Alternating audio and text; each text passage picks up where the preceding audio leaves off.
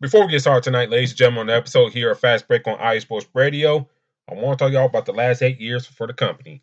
For the last 8 years, IE Sports Radio has been bringing you amazing content ranging from interviewing legendary athletes to building tailor-made shows dedicated to all major sports cities around the world, country. All the while, we're being continued by the fans for the fans. With your help, we're ready to take that next step. When you're ready, when you go to our website, isportsradio.com, you'll see our Patreon link with 5 different tiers. The first one starting at just at $5 a month. This donation gets you shout outs on all 32 of our shows. Higher tiers include IE Sports Radio merchandise, access to our podcasting university, and even a chance to be featured on our segment of our flagship show, The Defining Moment. Thank you all very much for continuing to make IE Sports Radio your direct feed for all sports. I want to shout out to our 4 Patreon members: Bay Area Rays, Marcus, Los Great, Key to the Gate, and Anonymous. Thank you for making 8 years of our 8th anniversary special. Here's some many more years to come. Now to the show.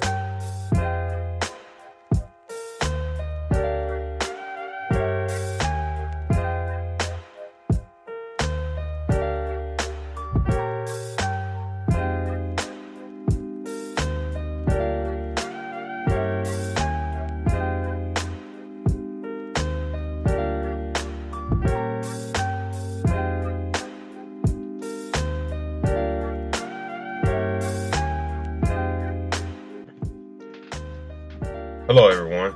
Thank you for tuning in to Fast Break here tonight on this December 4th, first show in the month of December. In tonight's broadcast, we talk about, are the Celtics the best team in the NBA with their recent play? Can the Lakers ride Anthony Davis big momentum into a nice winning streak and above 500 by the end of this month? Plus, are the Bulls ready for a fire sale within the organization? We'll discuss that and much more here on Fast Break live on IE Sports Radio, your direct feed for our sports, and you're welcome to join us.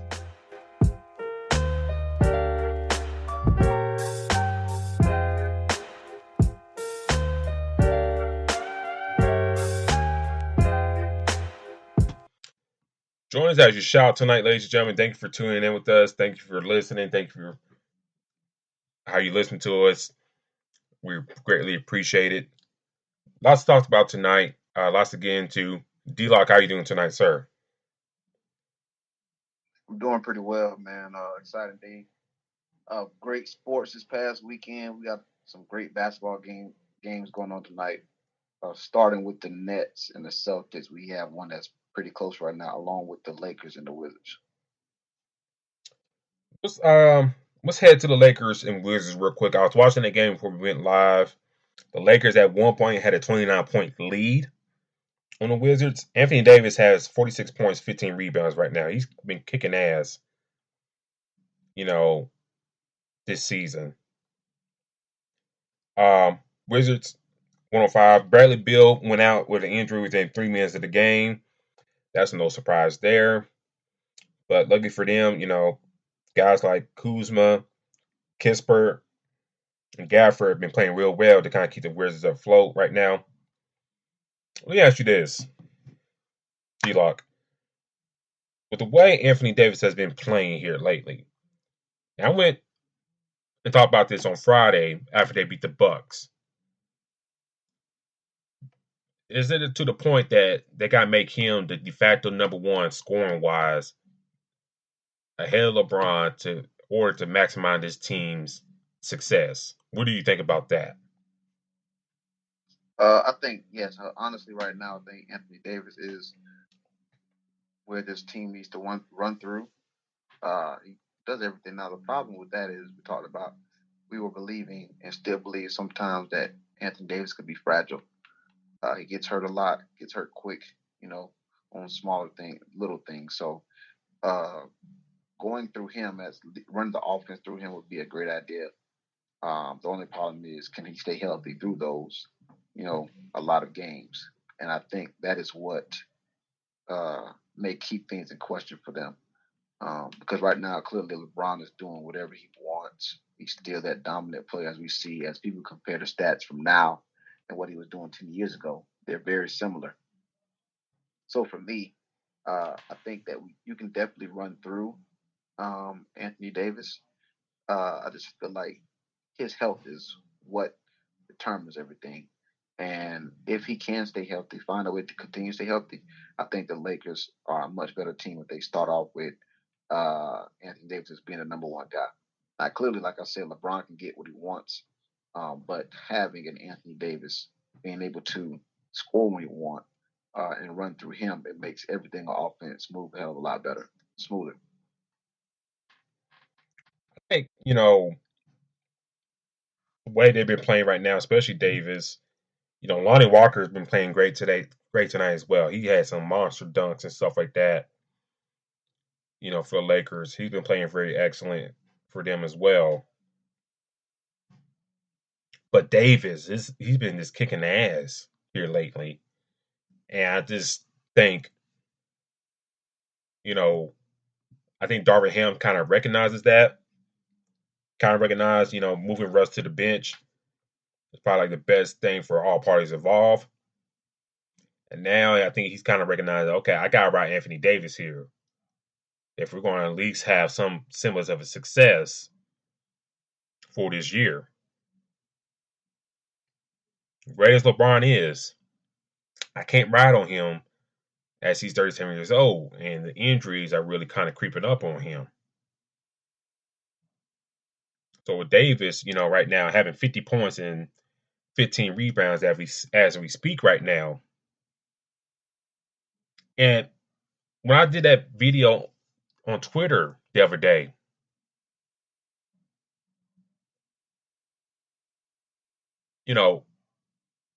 I said, and we discussed this, I think, a show or two ago, his best spot is the 5 for this team to really flourish. Because who in the Wizards can contain him down low? Porzingis, Gafford, Todd Gibson. I forgot, a Vidya dude. Come on now, that's easy pickings right there. Easy pickings. And like tonight, getting floors over Porzingis, who's about 4 inches taller than him. Like getting easy floors over him. Playing tough inside. So the way he's been playing, the way this team been playing, minus, having brain fart in that last few seconds against the Pacers, they've been playing great for the most part. If you really think about it, especially Davis. And then on Tuesday, they got the Cavs. They're playing Cleveland. LeBron's return to Cleveland. Even with that, LeBron return to Cleveland, it shouldn't be about LeBron. It should be about Anthony Davis getting his pickings down low. Now, we'll see if Jarrett Allen play in that game. But even if he is, you still got feet Anthony Davis. He's just, like I said, kicking too much ass. That you being too dominant right now. Yeah, being too dominant right now, just to kind of push that aside for LeBron's return to Cleveland. Fuck all that. Excuse my language. I know we don't cuss in this so too much, but forget all that. Beat Anthony Davis. And once he's going, everything like that, and those other guys like Lonnie Walker, Troy Brown, Austin Reeves are clicking. Russ is doing this thing off the bench. Schroeder, Beverly bring the defense on that stuff. Gabriel bring the defense. Everything's will come along nicely. For the Lakers. Everything's going to come along nicely. to me. They've been playing actually pretty well these past about few games. So I'm liking what's going on with them. And it seems like when they do decide to go through Anthony Davis with all the guys that they have healthy there, um, winning games. And the good thing is, like I said, another game where Anthony Davis 15 boards, 53 points. I mean, that's MVP caliber play right there. Yep. I mean, if you continue to have that, this team could be very hard to face for anybody. And we've seen it against Milwaukee. Even though Chris Middleton was just coming back, this team, the Lakers competed very well with them. Another thing is we're seeing much better play from Russell Westbrook as well. Yep. And I really like the fact that he's coming off the bench, making that big of an impact. So for me, I think that this team is going to be one that can do a lot of damage, but it also does take them to run through Anthony Davis and for him to continue to stay healthy. Yeah. So if you can do that, we're not only talking about, maybe you can kill two birds with one stone by having a great season and LeBron finishing the season off with the most points ever. So those are things that can go along with each other. But they have to get things going, and I think that Anthony Davis is the way to go to be able to do that. And you touched on the passing Kareem deal. Yeah, that'd be a great accomplishment, but that's one thing LeBron can't really focus on. He can't keep that his entire focus. The way this team's been playing, he'll get his points. If it don't come this season, it don't come this season. But if you can improve team play across the board with the names I just mentioned,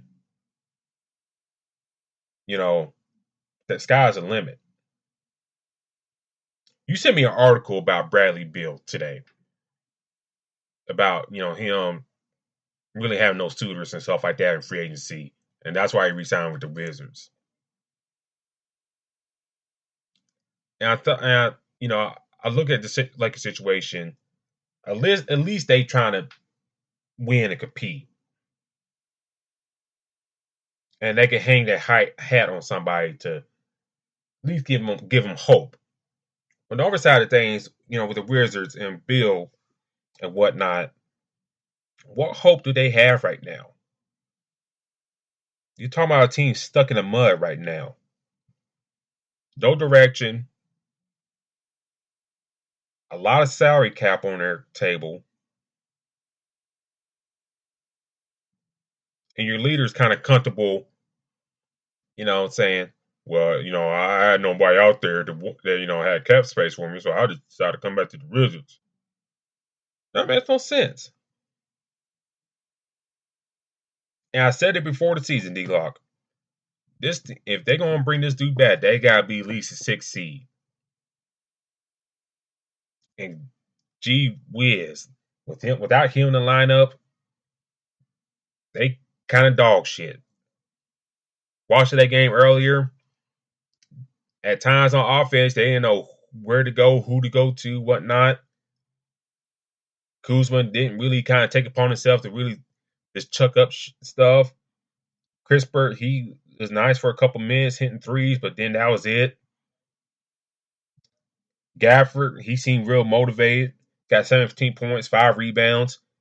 But hell, they'll come around next game and they play the Bulls and he'll score like 5 points and 2 rebounds. It's just like a consistent thing that you see one team kind of really figuring out, and there's other team over here not really kind of, real figuring out. And shout out to Larry B in the chat. And Larry, we were talking about the Lakers. We're talking about the Lakers ain't really sucking right now. The Lakers kind of, I don't say like really kicking ass, but we're talking about like Anthony Davis playing very well. And him having, last time I checked, he's got 55 points right now and 17 rebounds. Anthony Davis kicking ass. And D-Lock, I'll let you have the last word. they got to ride this to the end unless he gets hurt again. Well, at this point, you are correct with that. I mean, right now he look like himself. Now the thing about it is, you have all these guys. Now, granted, not sure how you remember how the game started, but hell, uh, Beverly starting out with foul and a technical Yeah. foul on top of that. So he needs to. If you can get Patrick Beverly to kind of calm down with that energy, I think this team is going to be, very, very talented now on the defensive side. Uh, but going into this, I think they were 9-12. So Yeah. they're going to go in 10-12. They're right now probably at the 12th spot. But I think they're starting to get a good move on things. Starting to move up in this West. Now they can possibly find a way in their top 8, and maybe down the season they'll show bigger problems for different teams. But right now they're starting to click very well. Yep. And if they can continue that chemistry can continue going. As we know what they have on the team. This team can be very scary. I'm pretty sure none of these damn Western teams want to play a healthy LeBron, Anthony Davis with a Russ coming off the bench. So, like I said, I think that this team is looking very well. If they continue this, and go forward with it, and be consistent and stay healthy. You definitely got a game to watch out, a team to watch out for, especially in a 7-game series. I know it's early, but to play this team in a 7-game series, to deal with the Anthony Davis, they a night in and night out. That's going to be tough for any team. But I like what they're doing, and I think if they continue this chemistry, you know how it is. Once you start getting the ball rolling, everything starts to be very smooth when it comes to winning. And I think that's definitely where it's headed. They're finding the guys now. Clearly, I think they still can bring in a few more shooters, but I definitely like what they're doing about running through Anthony Davis. Now, keeping him healthy, it should be the number one thing. Yeah, that's a major thing too. And shout out to Taryn Rodriguez in chat. Taryn brought the point about beating the Bucks on Friday. Like you mentioned, Middleton came back. It's good to see him back after his ACL injury. But then you had to head between Giannis and AD. And that's big time right there. That's big time. AD, outdoing for the win against Milwaukee. 44-10 for AD on that game. Russ, 15, 11, 7.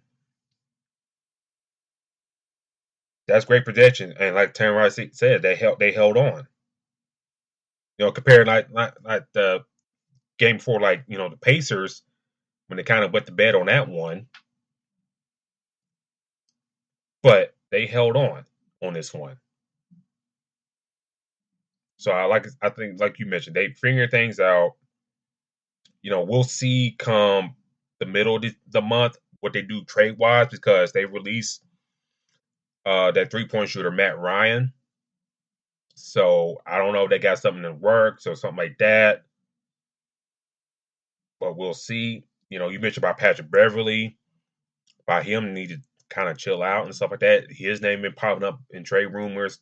Kendrick Nunn, Westbrook, his name's still out there and stuff like that. So it'll be real to see what the Lakers do. They really to see if they do anything right now. But they did finish out beating the Wizards 130 to 119. Anthony Davis finished off with 55 points, 17 rebounds. LeBron has 29, 8, and 6. Lonnie Walker, 4 for 4, perfect for the 3-point line, 20 points. And he was excellent in the fast break. If y'all watched that game, Lonnie Walker was excellent in the fast break tonight, for the Lakers. So, good win for them. They got the Cavs on Tuesday. Big matchup there for both squads on that side of things. And then D-Lock, you brought up another team, the Boston Celtics. They've been on a real tear here lately. They beat the Nets today 103-92. You know, we kind of talked about before the season with Ime Udoka and all that stuff that happened with him. And we didn't know what way this team is going to go. But I think, you know, Udoka kind of really set up that system so well that even if he's gone, things will be moving on just fine. Let me ask you, pose the question to you: are the Celtics the best team in the NBA right now, in your eyes? Oh, are they the best team? I'll say yes at this moment. Um, right now, they are they're just coming in and just beating teams. They're not. I mean, they have some close games, but right now you're looking at a record of what 19-5, just moved to 20-5 possibly. Yep. This team right now is just on a tear, like and it's not against just. I mean, you gotta think about it. They just had a game Friday, overtime against Miami, which I think Jimmy Butler beat him up a buzzer beater, I believe, or something like that. But they played them a couple games before that, and beat them 134 to 121. They just been with a few streaks. I mean, if you look at, they haven't lost. They only had one back to back loss, and that was early in the season, way back in October. And ever since then, they've just been, scoring over 100, 115, 120 points a game. So this team is looking like they're coming back ready to let everybody know that they deserve to be back in the NBA Finals. Now you had a tough game today against Kyrie and Kevin Durant led Nets team with the TJ Warren coming back. I honestly think that this was a hard fought win, but another great win for them and showing that this team can put up points when they want. Also, Marcus Smart didn't play today. Yep. So they have the depth. You see a lot of what Malcolm Brogdon do, what they brought him, what they traded him for. That's kind of what we've seen today. Derek White really started for them, but Brogdon did a hell of a job for them. My thing is with this team is just like they're being very consistent right now. Uh, they have the depth. When you're looking at 8 rebounds, 8 assists, 13 points for Brogdon off the bench, and that's what they wanted when they traded for him. So this team is very very much the best team in the NBA right now. Now, I think Milwaukee will have something to say about that once they get Chris Middleton back in the fold in rotation. I think it's very close between those two. But right now, they're just on fire right now, man. I mean, they're winning the game they're supposed to. Yep. And that's what's the most important thing out of all of it is you are in in matchups that we've seen Golden State lose a few games that they were expected to win. Yep. And that's not happening with Boston. Like they're literally winning the games that are expected. This is why they're 20-5 or 19-5 at the moment. So, like I said, I think this is the best team in the NBA. Clearly in the East, I think that the team that's close with them is the Milwaukee Bucks. But I mean, they right now they're just killing it, man. I mean, they have a hell of a lot of impressive wins. A few against Denver. I think one of the most important or most impressive wins to me was against Dallas. I think that was a very important win. And Jason Tatum looks like he's on fire right now as well. So for me, I definitely like Boston to be the best team in the NBA. Hopefully they continue to keep that. Yeah, 34 points for Jaylen Brown tonight, 10 rebounds for him, 29-11 for Tatum. So your two main guys had 25 plus and plus 10 rebounds for each of them. So that went a long way in winning the rebound battle against the Nets. Brogdon, hey, I want those guys that stay on this dude's neck. I don't think he stays healthy. I think he's overpaid for. I think he got overpaid because he hasn't proved to stay healthy to kind of warrant that payday. In my eyes, but like I always said to y'all on this show, hey, they give you all this money, you can't really turn down. So I mean, can't hate on that. But he's been playing great for them. I can't lie. 13, 8, and 8 tonight. Very productive off the bench. I really can't hate on that. And that goes a long way of things. The Nets didn't play their best ball today. I think a lot of turnovers on that squad for today. 34% for 3-point line for the Nets. TJ Warren slowly working himself back into competitive basketball play. So he'd be someone to keep an eye on. But I also say this, even with TJ Warren coming back into the fold, that don't mean Jock Vaughn should cut down Cam Thomas's minutes.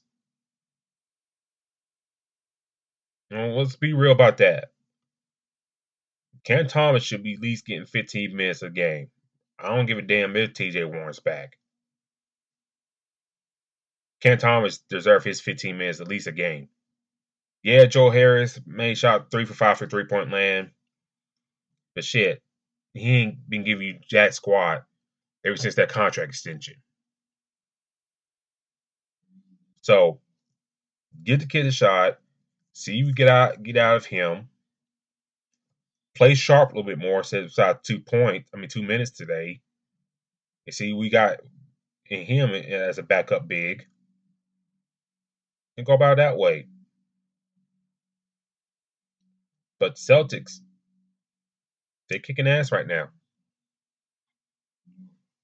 They're really kicking ass right now. They got a real strong lead in the division right now. They took advantage of Philly being hurt. Cleveland had a little hurt spell there too as well. The Hawks, that maybe a little bit trouble in paradise there. But the Celtics, they keep things together. Even Yukata being out, things are still strong right there in the organization. But let me pose this one question to you real quick about Yukata.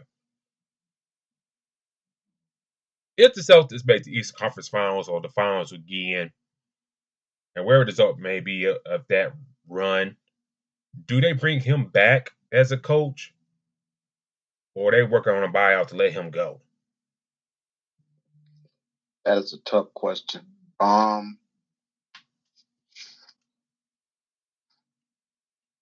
that's a tough one, boy. I mean, I think that at this point, the team that they have, they're still coming off the momentum that they had last year. You just added a piece into Malcolm Brogdon. To be honest with you, I probably would bring him back just because I would like to see this not only for just a year or two, this Boston Celtics team, but depending on what they do in the NBA Finals, if they go, how long can this group last, and how consistent can they be for years to come? I mean, you got Jason Tatum, Jaylen Brown, Marcus Smart, and this group. I think if you keep this group can be a team to reckon with for years. I mean, you're gonna have. I believe at some point Miami will kind of fade back, seeing that Kyle Lowry is a possibility that they might not have a problem trying to move him. I think Jimmy Butler is gonna eventually end up moving on, or he's a little older than the Boston group. I think Milwaukee will still be there. I think Brooklyn's going to drop off at some point as well. So the West, I mean the East can be the Boston's for the taking for years.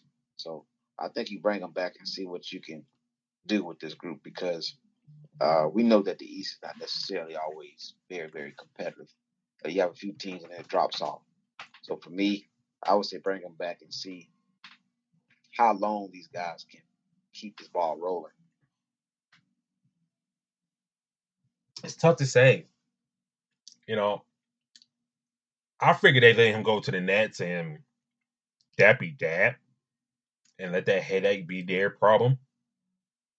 If he did what he did, and we still know what he did, but everybody acts like it's like the worst thing in the world. But damn, the way if y'all watch Good Morning America, with the way that TJ Holmes dude been kind of acting behind the scenes, man, you caught it like child play. But anyways, I don't know. It's tough. If they make a deep run, you got some questions there. Some questions that or they put themselves in the way they kind of handle things. I mean, it's fine to suspend it for a year and stuff like that, but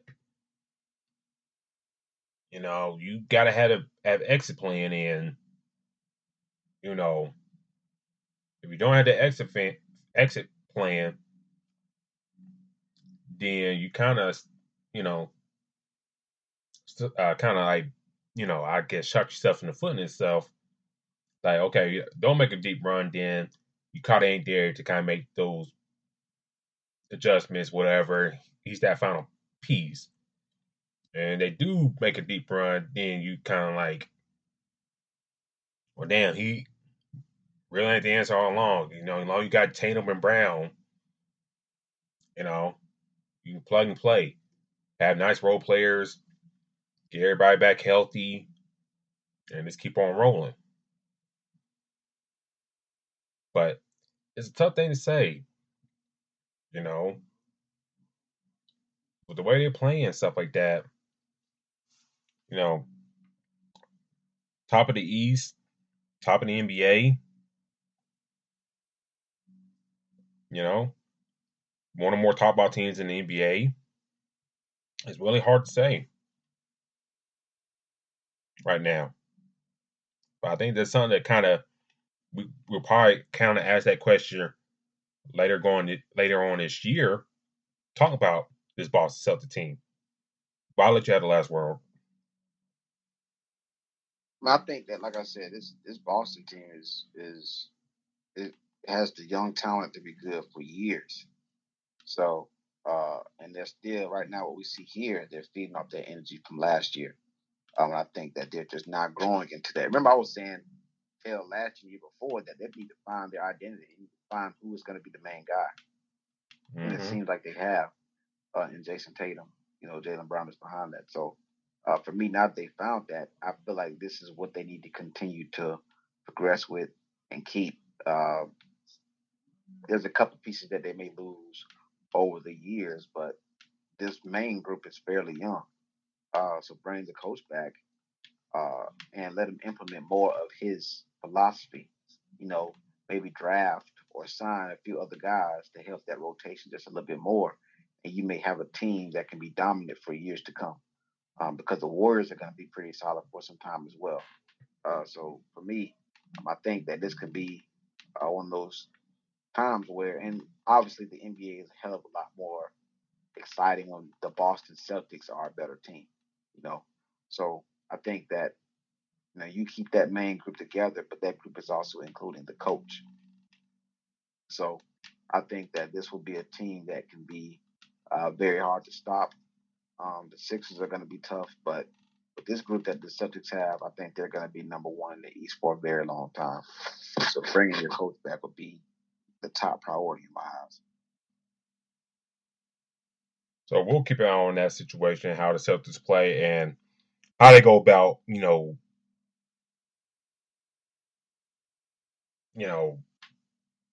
things you caught it down the road there.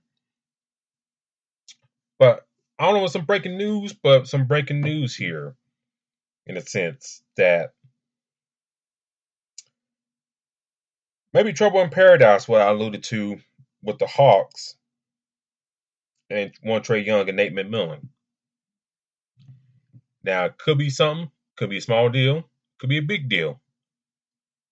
But according to reports that Trae Young did not play last game against the Nuggets due to a riff or argument, how you want to phrase it, with Coach Nate McMillan. Trae Young decided to go home. According to Shams Charania, Trae Young and Coach Nate McMillan had an exchange at Friday's shoot-around that later Nate chose not to attend the team's home win over Denver. So, with that report going out, D-Lock, small deal or big deal that he went straight home after an argument with Coach Nate McMillan? Or no big deal in your eyes? What do you think? Well, I think it does it is a big deal. Just because we talk about a player as a caliber of a Trae Young, impact that he makes with the Hawks. Now, granted, they just traded for DeJounte Murray, so they have a guard that can play off ball, do some stuff very similar than Trae Young. So, for me, I see it as a big deal because I feel like I said when they traded for DeJounte Murray, the backcourt on this team is going to be unstoppable in a sense with the Trae Young and DeJounte Murray. Got your guy in Clint Capella. I think they were considering moving John Collins. Bogdanovich is in and out of the lineup or in and out of the rotation because of his health issues. So for me, I feel like Trae Young not showing up is a hell of a big deal. It's because of the impact that he makes and knowing their situation. So for me, it was. I think at first it was initially saying something about his shoulder, but now you come back with more news as far as him and the head coach not being on the same page. That's very crucial.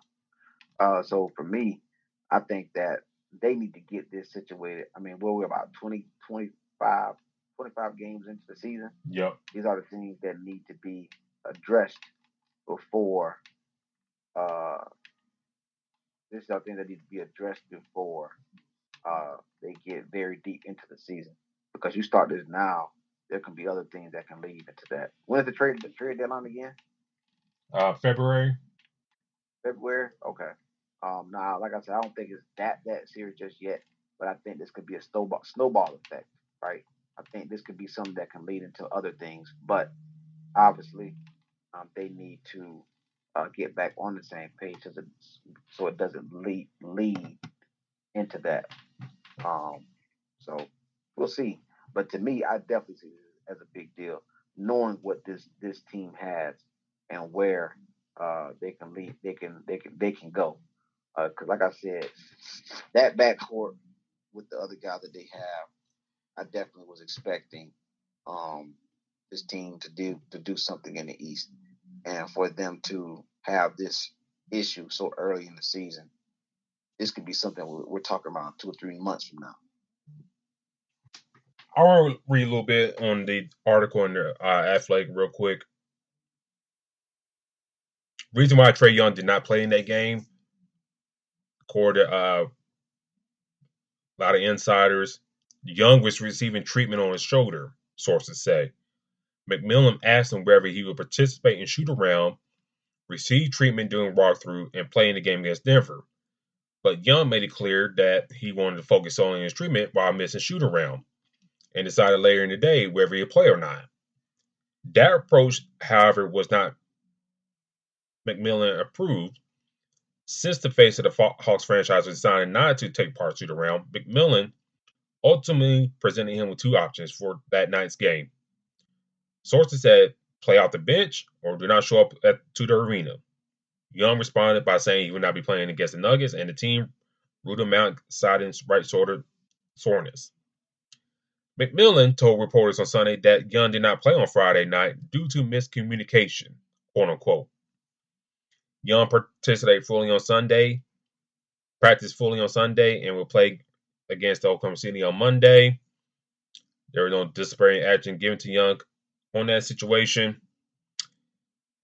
And the article also pointed out, the relationship Young had with former coach Lloyd Pierce before he got let go in March of 2021. And there's some folks saying within the Hawks leadership saying they kind of question Young's leadership approach. What do you make of that? What I just read there, like, Young wanted to get his shoulder treated on, whatever. McMillan said, hey, either play or go or stay at home. And Young chose to stay home. What you make of that? And then, like I just alluded to about Lloyd Pierce in that situation, what do you think of all that? What I just read right there. Well, my thing is, for one, person that know their body the most is the athlete, and that's something that many players, many coaches who are former athletes, hell, they know this. So that should have been an option, right? Knowing that, hey, this is what my shoulder feels like, and I need to treat it. It needs to be treated. So I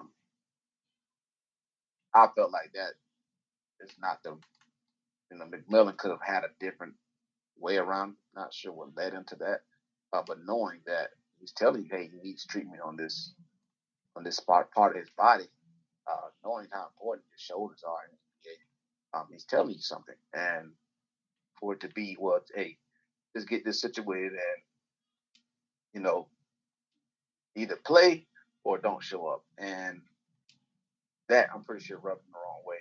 Like I said, this could be something. This is the reason why I said it's a big deal, because knowing how big of a deal that is injury wise, Trae Young is going to feel some type of way about that, or any player would. Hell, so with that being said, now it's just like, okay, wow, like I'm telling you how my body's feeling.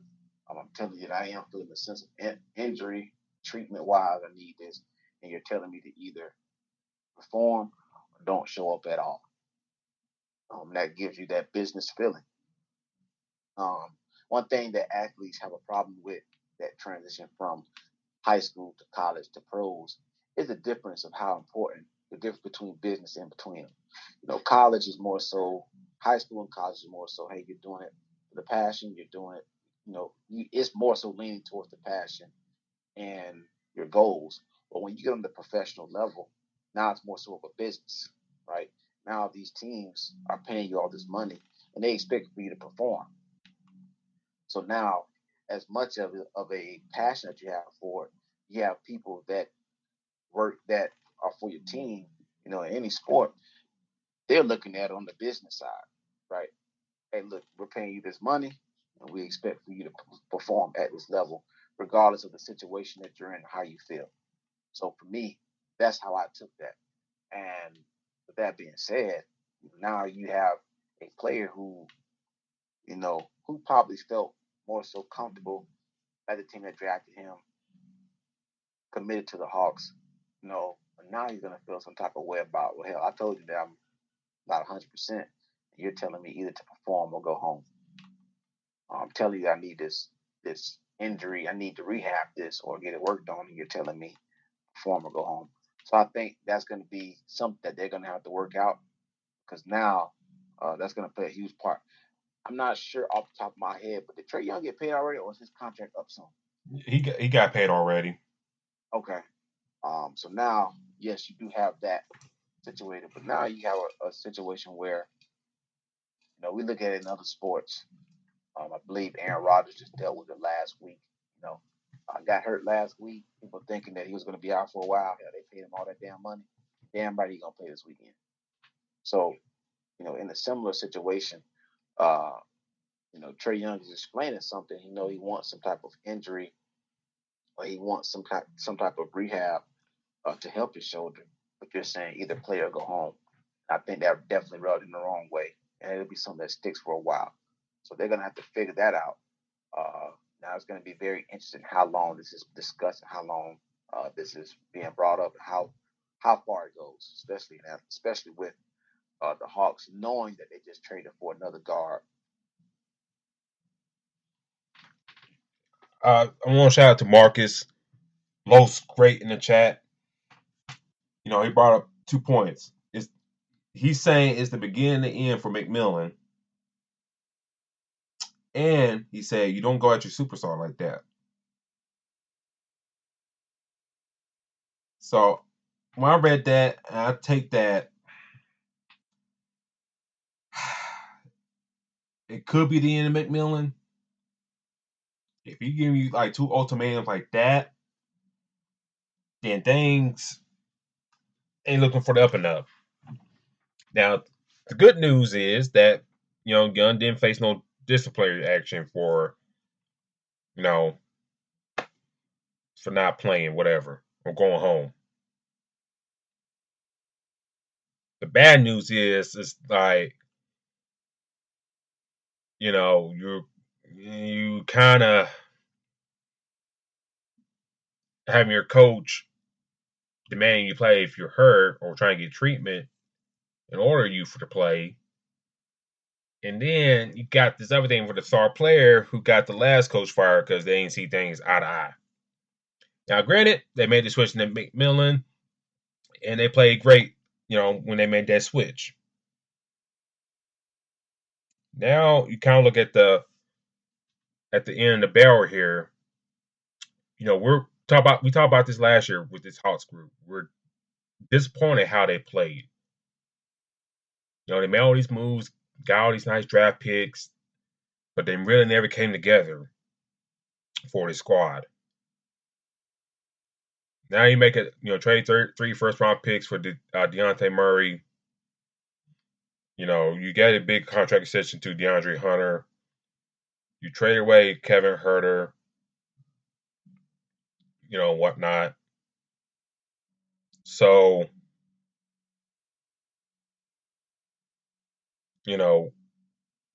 this team's above 500, but it seemed like we kind of expected more bigger things. I mean, they got Bogdanovic back. We'll see how long he lasts. He only had like 5 points in that game against Denver. And we'll see.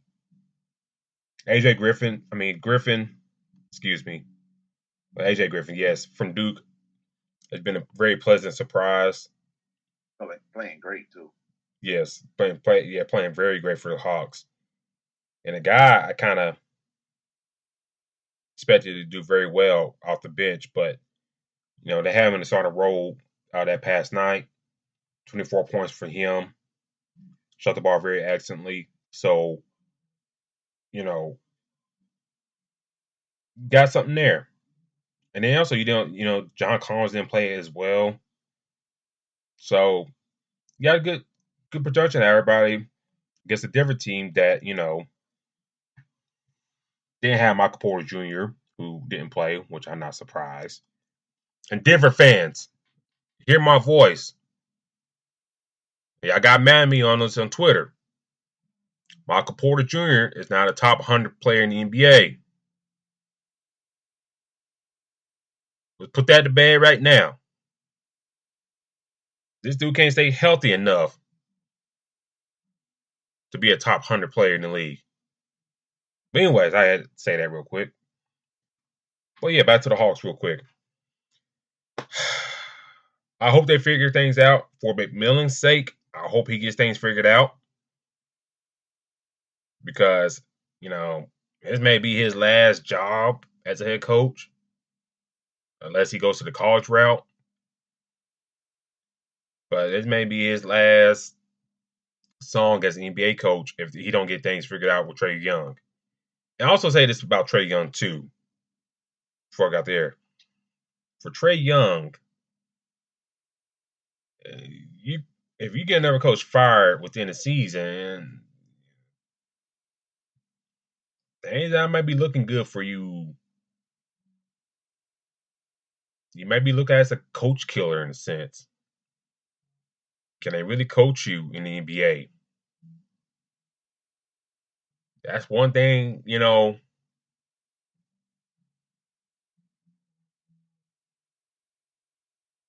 he got to kind of looking like, damn, can I be a solid NBA player? Can I listen to my coaches? I mean, if you hurt, you're hurt. I mean, don't push yourself. But, you know, if you, hearing these whispers and stuff about you and coaches, let me come ahead, come down the line. So I'll leave it at that. But I'll let you have the last word on that. Yeah, I mean, like I said, it's a very tough situation, but um, as a coach now, um, I've learned that certain things you understand. You want athletes to know that you are the one that is helping them. You have that authority. You want to help them move forward, but also as me being a former athlete, I know what it feels like knowing what the body. I know what the body feels like, and it's only the athlete actually knows more what they need. Recovery wise, health wise. So, not being very vocal about that is what the athlete needs to, which I think Trey Young has been, and seemed like has been. Him and the coach has to be on the same page. But again, like I said, on the professional level, uh, it's much. What you hear is a lot of, hey, listen, we need you to do this, or you're going to do this because we're paying you X, Y, and Z. So I think, like I said, I think that uh, they'll get it situated at some point, hopefully. But this is something that is going to be talked about and brought up, especially months down the road. Hopefully, at some point, it's fixed, and then now they're not really too much worried about it too much. But yeah, I mean, when something like this comes up, this is going to be a very awkward day at practice the next day for both of them showing up in that office. So it's going to be something that they both need to deal with and have a sit down conversation with each other. But hopefully they do get it fixed because, like I said, I think this Hawks team is very, very, very good and can be for years to come, especially with the squad that they have. But we have these little issues like this um, that could mess up the chemistry between what they have because now, players are going to ask questions. They're going to feel some type of way.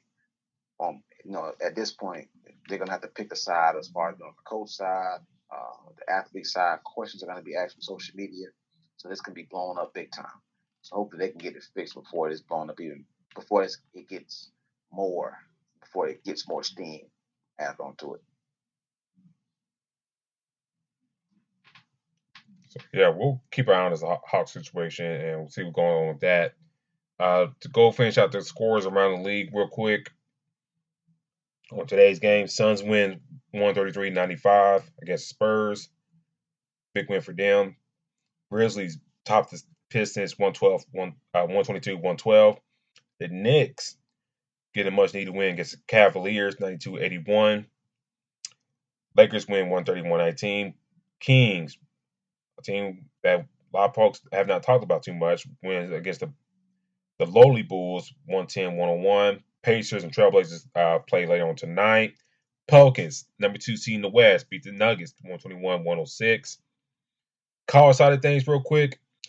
Louisville lost pretty big again today against Miami. God, I don't know what's going on with that program. Right now, Northwestern is up by 3 against Michigan State, 64-61. Kentucky wins a big matchup against Michigan, 79-63. North Carolina, 4 straight loss in a row, lose to Virginia Tech today, 80-72. You're talking about a Tar Heels team that brought everybody back from the championship game, and now they're losing 4 in a row. Not a good look for Herbert Davis. Iowa State beat St. John 71-60. Nebraska, big win today in Omaha against Creighton, 63-53. Big time win for the Huskers, especially against an in-state rival. Arizona, 81-68 over California. Purdue, 89-70 against Minnesota. Big time win for the Boilermakers. UCLA, 65-56 over Oregon. Tennessee, big win over Alcorn State, 94-40. But thank you for tuning in tonight of our show tonight, ladies and gentlemen. Thank you for tuning in with us. We'll be here next week discussing all things basketball. But D-Lock, how can people find you on social media? You guys can find me at Black-813 on Twitter and Instagram and Snapchat. Definitely posting a lot of great news going on. My Magic is trying to make something happen as well. But a lot of different things going on, man. Let them know where to find you at and the show's page. You can follow the show on Twitter at FastBreak@IESR. That's FastBreak IESR. Also, I do have my own Twitter account at Spawn4288. That's a Spawn4288. Also, I do another show this side called The Crooks Process. You can follow that show account on Facebook and Instagram at The Crooks Process. You'll see the CP local and the profile picture. I post a lot of mini videos on there as well. And also on TikTok as well. Spawn4288. Do follow me on there. But until then, ladies and gentlemen, do check out iSportsRadio.com for your related show news and feeds on there. And do follow iSports Radio on all your social media platforms. Post a lot of great content on there. A lot of people do a lot of hard work behind the scenes, but please do give y'all support at the Patreon link when you get to the website. Till then, ladies and gentlemen, we'll talk to y'all next week. We're out. Peace.